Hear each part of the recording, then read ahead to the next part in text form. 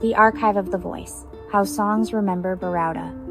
History is not always found in dusty books or the brittle-paged letters of colonial officials. Sometimes, history lives in the air, carried on the breath of a song. For the Garifuna people, music is a sacred archive, a living library of memory that holds the names and deeds of those the official records chose to forget. This is where we find Barauda. They did not write her name in their ledgers or their military reports. Yet, for more than 200 years, her story has been told, her courage celebrated, and her presence felt. Garifuna women still sing of her, their voices forming a chorus that stretches back across generations, keeping a truth alive that the papers tried to silence. The people and the fire. The Garifuna resistance of 1795. To understand Barauda's story, we must first understand her people and the world they were fighting to protect. The Garifuna are a unique and resilient people born from the meeting of worlds on the island of St. Vincent, Maine. Their ancestry is a powerful blend of West African survivors of the transatlantic slave trade, indigenous Carib peoples, Arawak peoples of the Caribbean. This fusion created a new culture with its own distinct language, spiritual practices, and a deep connection to the land.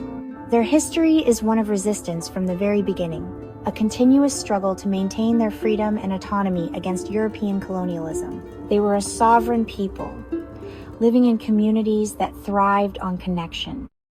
A chief in the books, a warrior in the song.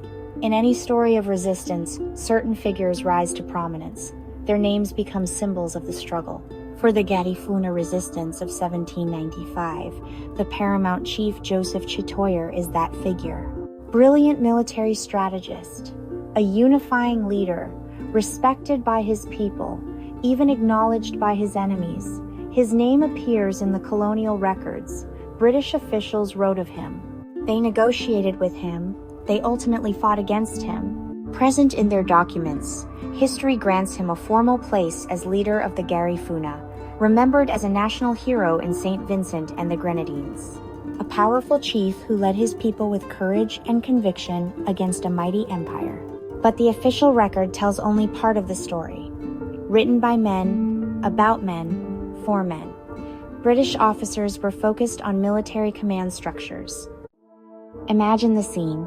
The air is thick with the acrid smell of burning cassava fields, the lifeblood of the people turning to black smoke against the sky.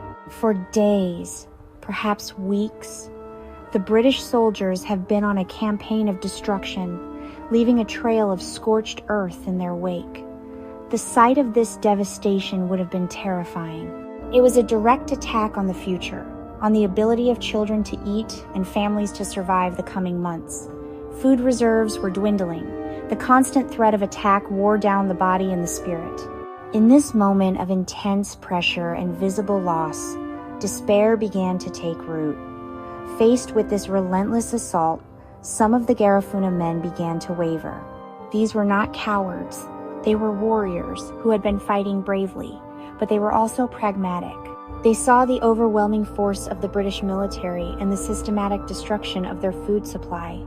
They saw the suffering of their families.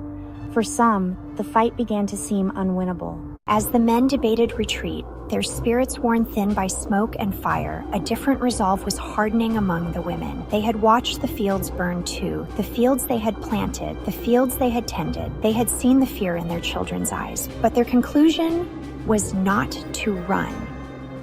For them, retreat was not a strategic option. It was the end of everything. It meant abandoning the graves of their ancestors, the land that gave them life, the future of their children. It was at this breaking point that Barauda stepped forward, her voice cutting through the despair. The songs distill her declaration into a simple, powerful line. If the men will not fight, the women will. This was not an idle threat or a mere boast.